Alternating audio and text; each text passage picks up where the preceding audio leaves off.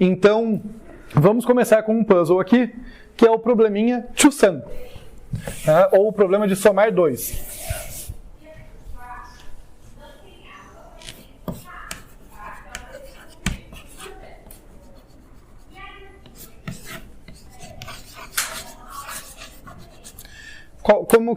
Qual que é a entrada desse problema? Qual que é o objetivo que eu tenho nele? Dado como entrada um vetor V de tamanho N, quer dizer, o meu vetorzinho, entre parênteses, que ele vai de 0 até N-1. Então ele tem N elementos ali entre os índices 0 e N-1. Ele também recebe como entrada um outro valor, deixa eu ver o que eu chamei aqui. Eu chamei de alvo. Ele recebe como entrada também um inteiro alvo. Então são as duas entradas. E a pergunta é, tem dois elementos no meu vetor cuja soma dá igual a alvo? É isso que eu quero saber. Um probleminha bem básico. Nessa definição tem uma questão de repetição que eu não vou abordar, tá? Porque eu posso permitir o mesmo elemento ser usado duas vezes ou não. A princípio eu não vou dizer que não, mas meio que assim, deixar essa parte meio mal definida vai ser interessante para a gente não nos prender em detalhes técnicos e focar em diferentes maneiras de resolver esse problema. Então por isso que estou fazendo aqui já o disclaimer, que tá, né, tem essa... Posso definir de duas formas o problema, permitindo nós usar o mesmo elemento duas vezes. Vamos supor a princípio que tem que usar dois diferentes.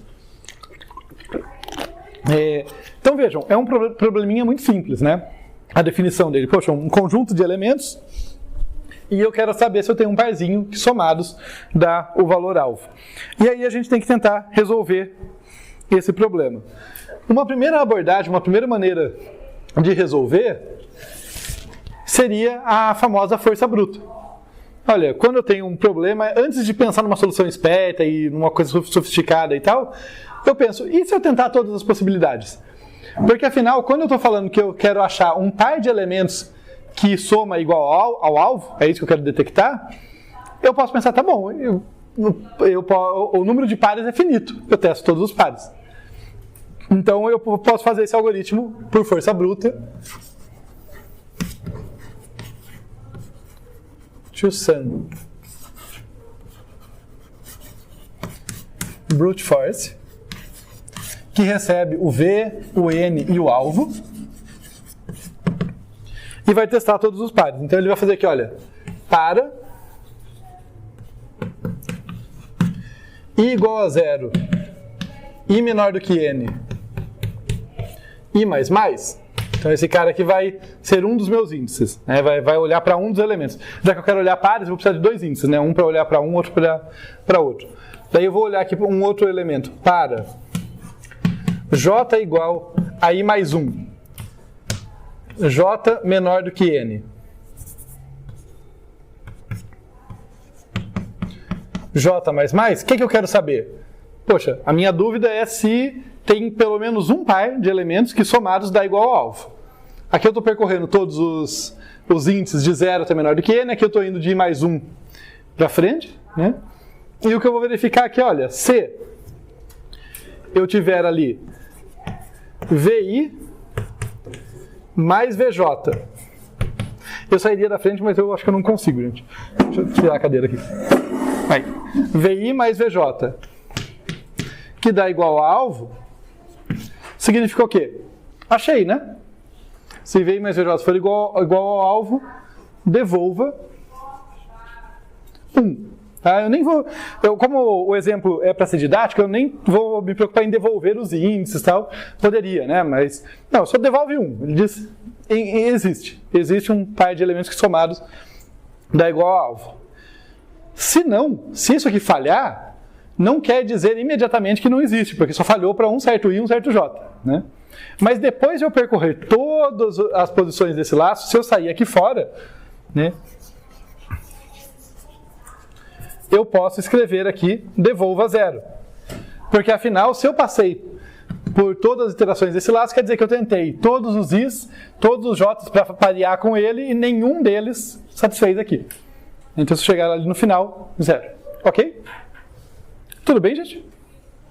essa seria uma primeira solução para o nosso probleminha que parece funcionar, parece correta. Tem algumas coisas para a gente analisar nela, antes da gente ir para soluções mais interessantes. Deixa eu destacar aqui com outra cor. Vocês repararam que aqui eu coloquei I menor do que N, né? O que acontece, contem para mim, quando I for igual a N menos 1, que é a última posição antes dele sair do laço, né? Quando ele for igual a I menos 1. Olhem para o laço de baixo, o que vai acontecer? O J começa em... O J já começa morto, né? Porque se o I for igual a N menos 1, o J já vai começar, N menos 1 mais 1 vai começar igual a N, já nem vai entrar.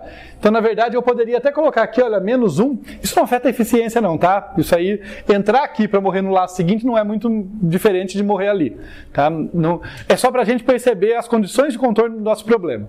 Não vai dar errado se eu for até I menor do que N, porque justamente o segundo laço não entra, então tudo bem. Mas só para a gente perceber que eu poderia colocar I menor do que N menos 1, porque se eu estou testando pares, não faz sentido ter uma posição válida para esse cara, mas não sobrar ninguém à direita dele para o próximo. Então, esses detalhes é legal para a gente treinar a tal da capacidade analítica que eu falei para vocês. Tá? Outra coisa ainda sobre ele. Por que eu faço I de 0 menor do que N menos 1, né, menor do que N, o que seja, o I passa por todas as posições, e eu não comecei o J no 0. Eu não queria testar todos os pares? Essa parece simples, mas tem uma nuance. Pode falar. Eu já estar testando já. Já testei uma vez. Tipo, o primeiro já testou com o último uma vez. Só quando chegar no último, faz sentido se testar o primeiro de novo. Exato, mas aí eu vou chamar exatamente essa resposta, mas veja que mesmo as perguntas mais simples, quando a gente olha mais a fundo, tem alguma curiosidade lá, né? A resposta mais profunda seria: é porque a soma é comutativa. Porque só é desnecessário, você está correto? É desnecessário eu fazer testar I igual a 0 e J igual a 10, por exemplo, e depois inverter, né? Quando o I está no 10, testar o J igual a 0, porque A mais B é a mesma coisa que B mais A. Se fosse o problema da subtraction, travou aqui, eu não poderia fazer isso. Porque A menos B não é igual a B menos A. Percebem? Então tá certo, não faz sentido nesse caso, é um desperdício eu começar o J do 0, né? Porque se eu começasse ele do 0, eu ia testar pares que já foram testados numa forma equivalente, né? Eu já testei se V0 mais V10 é igual a alvo, e depois eu testaria se V10 mais V0, o que é igual. Mas só é igual porque nesse caso a soma é comutativa. Veja a importância de saber a nuance do seu problema. Se fosse uma operação que não é comutativa, testar todos os pares não poderia se furtar de testar nas duas ordens. Ok? Então, mesmo no problema simples, na força bruta, tem detalhes, né? Mais uma ressalva, se eu não permito repetição, se eu fosse começar o J igual a 0, eu também tinha que colocar um if, se ele for igual a I, pula aquela iteração, né? Então, senão eu deixaria uma iteração equivocada ali que não poderia acontecer. Mas beleza, então nós temos aqui uma solução. Já fiz as duas ressalvas que eu gostaria de fazer com vocês, né? Os dois quizzes aqui para a gente pensar mais a fundo. Faltou falar da eficiência. Qual que é a eficiência desse algoritmo? N quadrado, né? Eu tenho dois laços alinhados. Então o jeito mais de bater o olho, que a gente tem aquelas profundidades diferentes da análise, né? O jeito de bater o olho esse cara aqui itera da ordem de N vezes. O J varia, tem hora que o I vai começar grande, tem hora que começa pequeno, mas aproximando, né, esse cara vai ser da ordem de N vezes. Tudo que acontece aqui dentro leva tempo constante. Então é um número constante de operações repetido N vezes, que por sua vez é repetido N vezes, porque esse cara começa no 0 e vai até N menos 1. Né? Então, o número de iterações aqui fora é da ordem de N, o número de iterações aqui dentro da ordem de N, o resultado do algoritmo e a eficiência, o número de operações total é da ordem de N quadrado. Esse é o jeito mais intuitivo. Para ser mais preciso, a gente pode fazer duas brincadeiras aqui. Uma direto no código é o seguinte. Lembra que eu falei das séries que a gente usa muito, né? Aqui vai surgir uma soma de uma progressão aritmética. Né? Por quê? Soma dos termos de uma progressão aritmética. Porque olha só, se eu contar quantas vezes essa operação acontece, né? Eu vou colocar ela como uma referência. Isso que está aqui dentro é mais de uma operação, mas pensa que eu vou me perguntar quantas vezes esse bloco de código aqui do meio é executado. Tá? Quando i é igual a 0, ele vai ser executado de 1 até menor do que n. Então ele vai ser executado n menos uma vez. Certo? Porque eu começo em i mais 1, quando i é igual a 0, eu começo em 1 e eu vou até n menos 1. Então é executado n menos uma vez. Na segunda iteração eu começo um pouquinho depois. Eu começo no i igual a 1, então esse cara começa no 2. Então vai ser executado n menos duas vezes. Na terceira iteração, n menos 3 vezes. Né? O i cresceu um pouquinho mais, o i agora é igual a 2, esse cara já começa no 3. Tá? Então, na terceira iteração do laço de fora, essas operações aqui, em todas as repetições do laço de dentro, ocorrem n menos 3 vezes. E assim, isso progride até que no final, eu vou ter pouquinhas operações, né? Quando o i é grandão, né? Quando o i está muito perto do n, eu vou ter, sei lá, 3 operações, depois só duas, depois só uma e daí acaba. Tudo bem? Faz sentido? Se eu somar isso aqui é uma PA, né? Se eu olhar do fim para o começo, você vê que é uma soma de uma PA que cresce de 1 em 1. Então é 1 mais 2 mais 6, é a soma de uma PA. 1 com n menos 1 dá n, 2 com n menos 2 dá n, 3 com n menos 3 dá n. Cada parzinho aqui nesse somatório vai dar n. E o número de pares, se eu começo no 1 e vou até o n menos 1, são n menos 1 pares. Então, fazendo a conta de modo mais minucioso, a gente descobre que isso aqui dá no total n, né? N sobre 2 pares, né? Que é o número de... Vamos falar, é o número da soma de cada parzinho da n. Não, desculpa, tô falando besteira. A conta tá certa, mas estou falando besteira. Tipo, cada par dá n, só que o número de pares é n menos 1, que vai do 1 até n menos 1, sobre 2. Aí. Não basta a conta estar certa, a interpretação tem que fazer sentido. Então, n vezes n menos 1 sobre 2, que é aproximadamente n ao quadrado sobre 2. Tá bem próximo disso. A menos de uma constante é o O de n quadrado que a gente colocou lá. Então, vejam, a nossa análise estava correta, mas é importante saber que isso aqui não é não estou chutando o balde, sabe? Não estou só chutando assim, não. É que realmente não faz mal que tem algumas iterações em que o i é grande e o j começa grandão lá. Na média, né, na soma total aqui, a gente realmente vai ter um comportamento n quadrado. Há uma constante menor, né, dividido por 2, mas ainda assim cresce como o n quadrado. Uma outra maneira de ver esse cara seria simplesmente pensar que eu estou testando todos os pares, né? E daí tem aquela formulazinha da combinatória, quando eu pego n escolhido 2 a 2, né? Um conjunto com n elementos escolhido 2 a 2, que é isso aqui, só para refrescar a memória. N escolhido 2 a 2, o binômio, é a mesma coisa de combinação de n tomados 2 a 2, que a fórmula é n fatorial sobre n menos 2 fatorial sobre 2 fatorial, que a gente aplica a fórmula.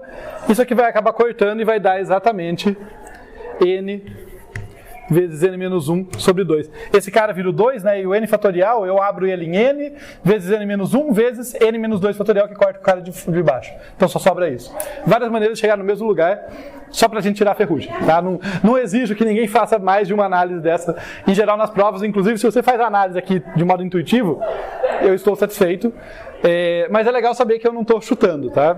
A gente tem conhecimento de que vai ser esse comportamento mesmo. Beleza, então? N quadrado esse algoritmo.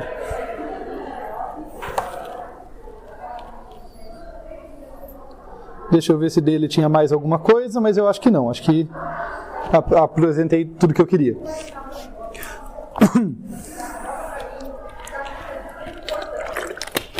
Deixa eu fazer rapidinho ali. Para vocês não se desesperarem, eu vou dizer que tem mais 3 algoritmos para ver. Mas um é bem rapidinho, porque a análise vai ser igual desse, então é só esse o tempo de escrever. Outro fica como bônus, tá? Então daí a gente consegue terminar no prazo. Acredito eu. Vou me esforçar.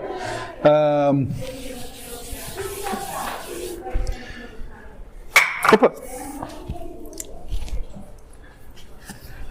Tá legal, então aqui a gente está fazendo força bruta. A gente deliberadamente testou todos os pares, conseguiu uma solução correta, mas que leva tempo n quadrado. Uma coisa que a gente pode fazer, e brincar com o problema é importante, só agora que eu percebi que eu não tinha desligado o projetor. E olha que eu escrevi aqui, né? Então, excelente. Vejam como é importante brincar com o problema. Eu vou começar de um modo bem parecido ali, tá? Fazendo aqui, olha, o toSum, que eu já vou dar spoiler aqui, por causa do nome, que é o Linear Search, né? Que vai fazer uma busca linear. E ele recebe o V, o N e o alvo na entrada. Ficou ali, me perdoem por ficar compacto, mas eu vou receber esse cara. Eu vou começar ele de um modo muito parecido com aquilo lá.